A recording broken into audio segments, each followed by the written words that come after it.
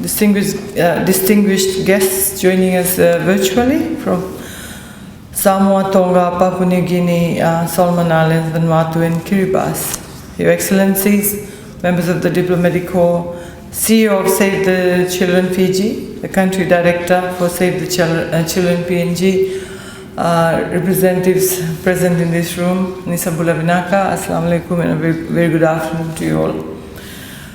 First of all, let me say I'm so pleased to join you all this afternoon as we gather for this important launch.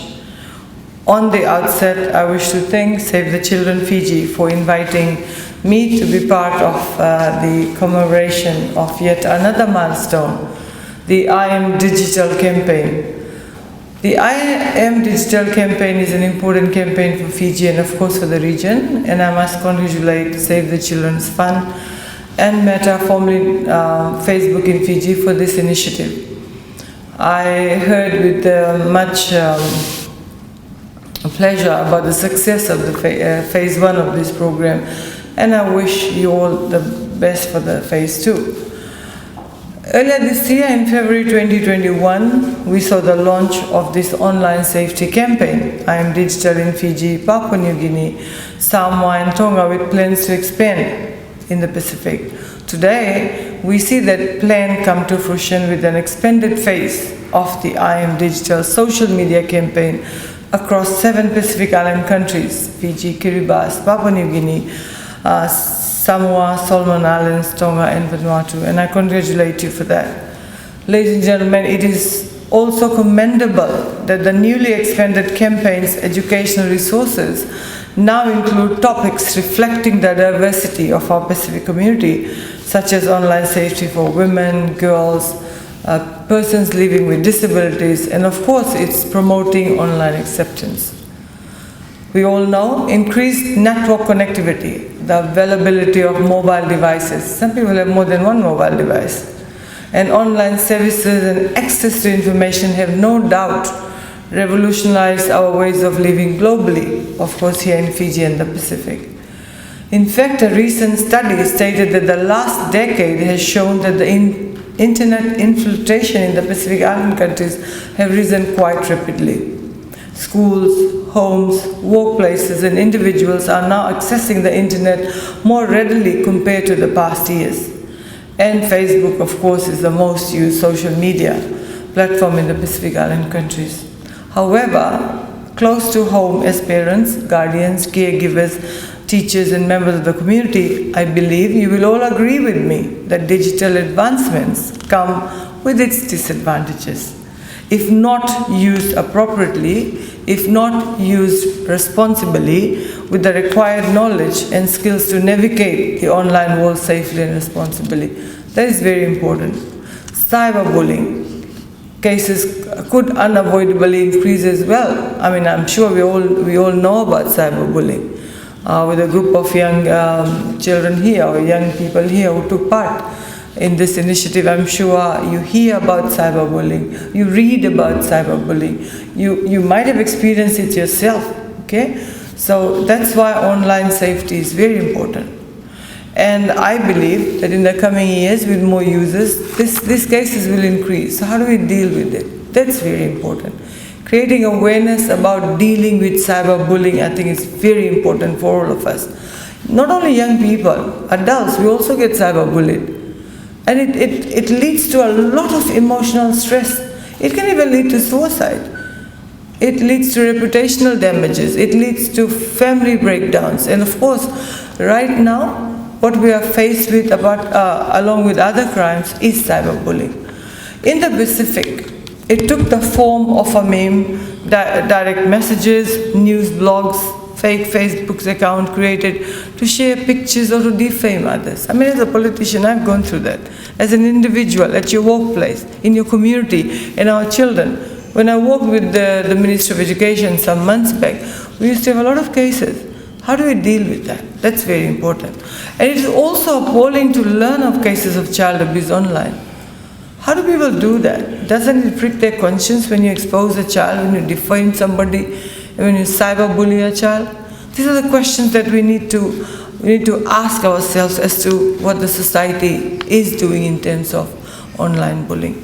More recently in Fiji, there were reports of a video that was circulated on social media, which actually showed children in their teens being allegedly forced to perform sexual acts. Child abuse is a serious violation of child's rights. And unfortunately, we live in a society where, in cases like this, children's rights are violated. Young children, children who go to school. It is very disappointing that some members of our public, in that case, shared the video, which not only added to the problem, it added to the sensitivity of this issue as well. This could have, and this does have detrimental effects on children who are emotional and very emotional about things like that. When you're told, oh, there's a video going on, and you could, when you recognize faces, and when you know who that person is, that person belongs to a community, that child belongs to a home, he has parents and families. Imagine the stress that families go to. As part of our government's effort to promote responsible online behavior and online safety, we have an Online Safety Act that was introduced and came into effect in January 2019. The Act promotes a safe online culture, an environment that addresses cyberbullying, cyberstalking, internet trolling, exposure to offensive or harmful content, particularly in respect to our children, and to provide redress to our people. Criminalizing and prosecuting offenses is a reactive measure. And there's indeed a need for us to be more proactive. And I think this campaign is a more proactive measure to addressing the issue, rather than dealing with case by case, oh, this is happening, what do we do? Now we have a solution. And there is indeed a need for us to be proactive in ensuring that children can use can use the internet safely. Needless to say, laws, legislations, policies must go hand in hand with precaution, responsibility and care. I, as a Minister of Education, then I was with Health and now Women, I always question the role and responsibilities of parents and how they allow the children to use these things, or they have the children access these things. It's very important that as parents and adults, we monitor the use of such platforms by our children. And again, the word responsibility. Young people like you, I hope you are going to be advocates of responsible usage of social media. So, ladies and gentlemen, the I Am Digital is a campaign which is much needed now more than ever.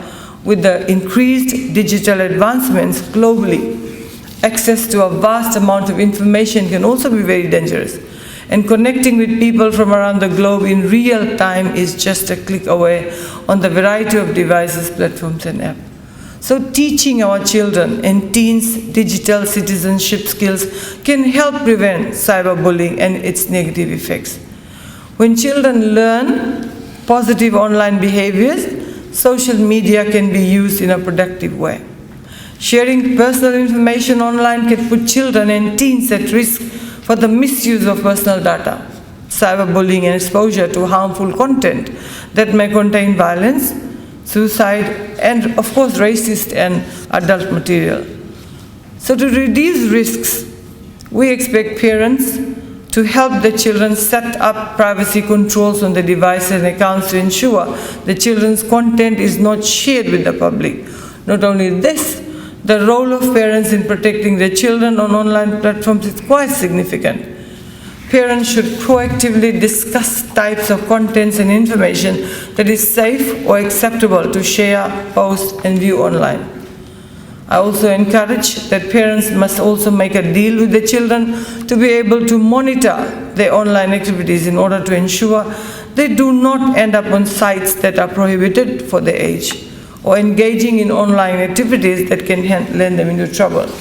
So how do we get parents to negotiate that relationship with the children? That's very important. So we expect that parents are aware of the gadgets and the devices that the children have, and of course parents have that responsibility to continue monitoring the children's use. I know it's very difficult, It's very difficult in real time. Of course, we can say it, but it's very difficult. So we will not be able to go and monitor that individually. Schools will have to be more vigilant.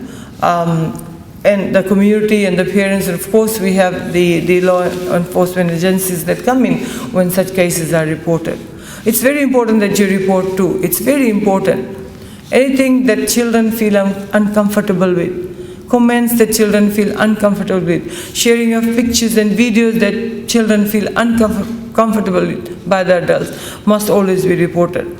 And these are just some of the ways as parents and members of society can help safeguard our young people from online risk. It has to be a whole of societal approach. It has to be all the stakeholders working together. Save the Children Fund will not be able to do it alone. Ministry will not be able to do it alone. The schools cannot do it. It has to be a whole of community, whole of stakeholder approach.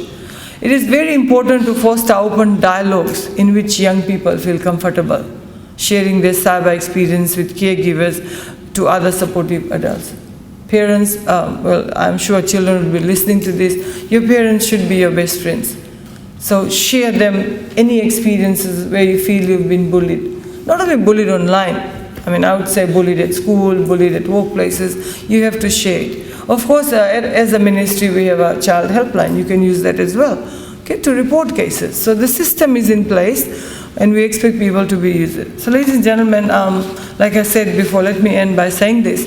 It is not only the responsibility of organizations like Save the Children Fund, government, police to look into these types of issues, but it is everyone's responsibility to stop and prevent child abuse both online and I will say offline as well. Child abuse, bullying doesn't take only online. There's a lot of things happening offline as well. And I urge everyone to please look out for each other and for the most vulnerable in our society, those that are our children. And I'm so happy to say that this includes the work that you do with the other vulnerable groups, the disabled persons living in our communities and societies. Of course, they are not immune to bullying, etc. So please look out for each other in this day and age. It's very important. So, ladies and gentlemen, thank you very much, and it's my pleasure to be here for the phase 2 of I Am Digital. And once again, I'd like to thank everybody, each and everyone who's been part of this campaign. I wish you well, and of course, with Christmas coming around, stay safe. Stay safe on our roads. I think that's been a concern for us. We all have a responsibility. The cyclone season is also coming. I might not get this opportunity to talk about that. Please take care of yourself, your properties, and your families. And with that, I wish you a very, very happy Merry Christmas. And let's have a happy 2022. Thank you. 1, 2, 3.